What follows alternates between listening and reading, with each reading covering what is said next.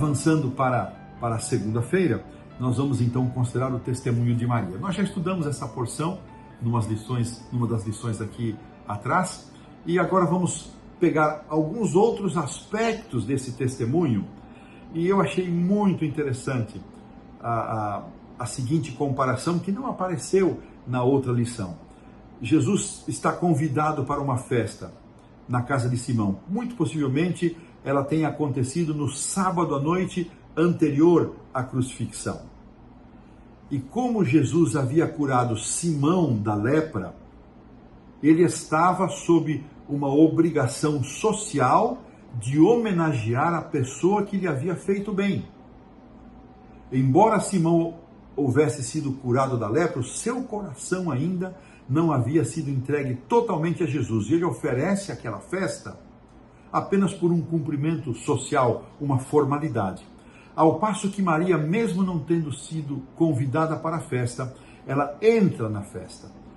João registra que nas palavras de Jesus a Simão, ficam evidentes e claras que Simão tratou a Jesus não com a distinção de um convidado especial, ele tratou a Jesus como um convidado comum, sem honras necessárias e suficientes, representando que em seu coração ele ainda não tinha a dimensão de fato quem era Jesus. Mas Maria entra ali e ela oferece, ela quebra aquele vaso de alabastro contendo nardo puro, que havia significado sacrifício, de trabalho.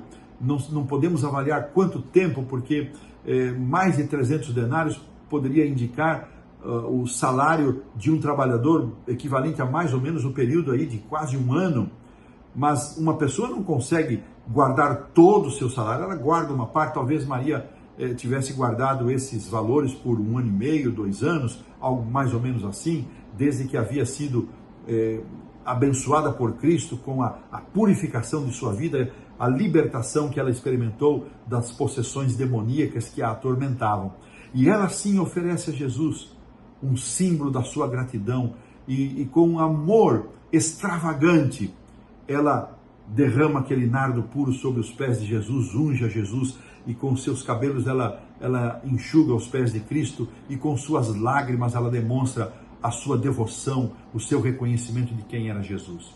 E ela foi alvo das críticas imediatas de Judas, dos discípulos que convenceu os demais, dos olhares críticos daqueles que estavam ali ao redor, e Jesus sai em defesa. Ela não teve palavras, ela não teve como reagir a essas críticas pesadas, mas Jesus sai em defesa de Maria.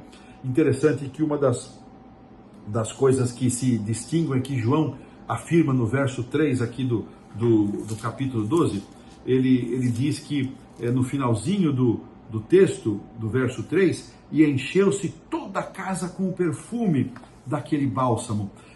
Eu penso que Maria não teve a intenção de chamar a atenção para si, ela queria entrar de forma que ninguém a notasse, ela queria apenas homenagear Jesus, homenagear a Cristo com o derramamento daquele perfume, daquele bálsamo, e sair sem ser notada, sem ser percebida. Mas o perfume encheu a casa.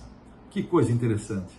Ela talvez não tivesse toda a dimensão do que ela estava fazendo. É possível que inicialmente ela quisesse preparar Jesus para aquilo que ele mesmo havia dito, para enfrentar o seu sacrifício, mas ela ouviu que havia um outro movimento que queria coroar a Jesus como rei. Então ela entendeu que estava participando de forma antecipada da homenagem a Jesus como rei. Mas ainda pensando no fato de que o perfume encheu toda a casa. Irmãos, o apóstolo São Paulo, na segunda carta aos Coríntios, capítulo 2, verso 15, ele menciona que nós somos o bom perfume de Cristo. Como é que nós estamos sendo percebidos por aqueles com quem nos relacionamos? Será que quando estamos num lugar, o bom cheiro, o bom perfume do nosso cristianismo, ele exala, ele se demonstra coerente, ele se demonstra agradável, satisfatório? Ou às vezes, ao entrarmos num lugar, ao estarmos em um lugar, as nossas atitudes parecem não serem tão coerentes com a nossa profissão de fé, e ao invés de exalar o perfume, exala-se um mau odor, um mau cheiro. Como é Como é que está a nossa vida, o nosso testemunho em relação a Cristo?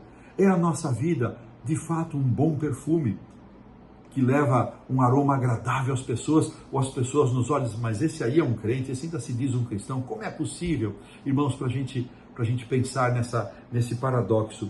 Uma outra coisa interessante também é que Marcos 14, verso 8, contém um registro de Jesus comentando sobre isso, e João não registra, mas Marcos registra a seguinte expressão: esta fez o que podia, ela fez o que ela pôde, o que estava ao alcance.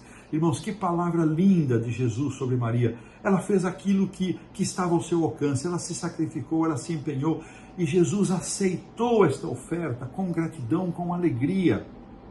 Com gratidão e alegria.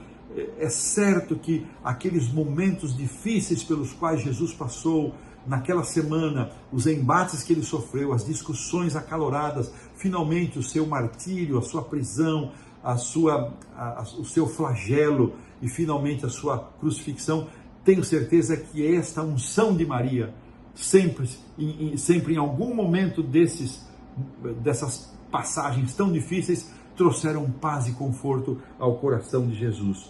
Queridos amigos, irmãos, encontramos ainda aqui em O Desejado, no último parágrafo da lição da segunda, o que segue da seguinte maneira: a perfumada oferta que Maria pensara oferecer ao corpo inanimado do Salvador, derramou-a sobre ele vivo.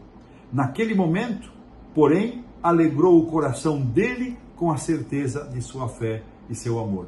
Sabe, irmãos, Deus se alegra com a nossa expressão de amor, com a nossa gratidão. Há tantas maneiras pelas quais nós podemos expressar nossa gratidão, a nossa fidelidade nos dízimos e nas ofertas, os atos de bondade para com os sofredores, palavras que abençoam a vida das pessoas e, sobretudo, irmãos, palavras de graça, palavras graciosas que perdoam, que levam paz e esperança aos que fracassam, aos que erram, não julgamento, mas essas palavras de amor e amparo. Que você e eu, querido irmão, querida irmã, nós possamos ser gratos e possamos ser o bom perfume de Cristo e possamos fazer por Jesus tudo que estiver ao nosso alcance. Dessa maneira, nós colocamos aqui um ponto final na lição da segunda-feira.